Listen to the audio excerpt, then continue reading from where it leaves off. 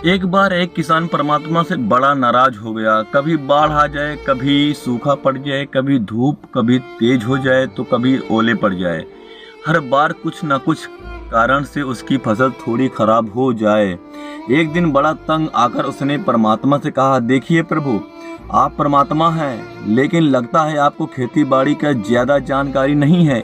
एक प्रार्थना है कि एक साल मुझे मौका दीजिए, जैसे मैं चाहूँ वैसा मौसम हो, फिर आप देखना मैं कैसे अन्न का भंडार भर दूंगा।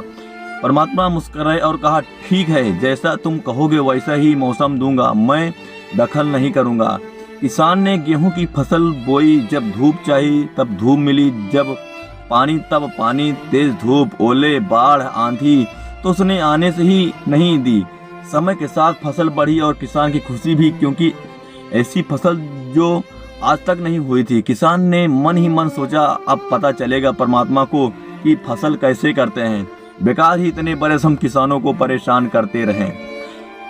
फसल काटने का समय भी आया। किसान बड़े गर्व से फसल काटने गया, लेकिन जैसे ही फसल काटने लगा एकदम से ही छाती पर हाथ रखकर बैठ गया। गेहूं की एक भी बाली के अंदर गेहूं नहीं था, सारी बालियां अंदर से खाली थी। बड़ा दुखी होकर उसने परमात्मा से कहा, प्रभु ये क्या हुआ? तब परमात्मा बोले, ये तो होना ही था। तुमने पौधों को संघर्ष का जरा सा भी मौका नहीं दिया, न तेज धूप में उनको तपने दिया, न आंधी ओले से वो जूझने दिया। उनको किसी प्रकार की चुनौती का एहसास जरा भी नहीं होने दिया।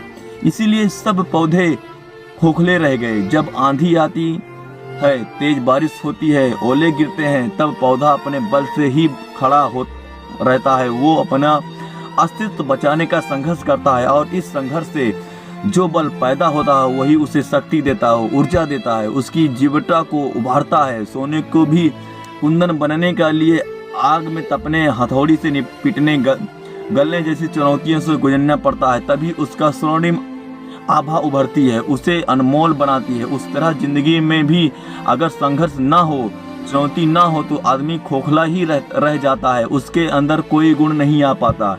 ये चुनौतियां ही है जो आदमी रूपी तलवार को धार देती है, उसे सशक्त और प्रखर बनाती है।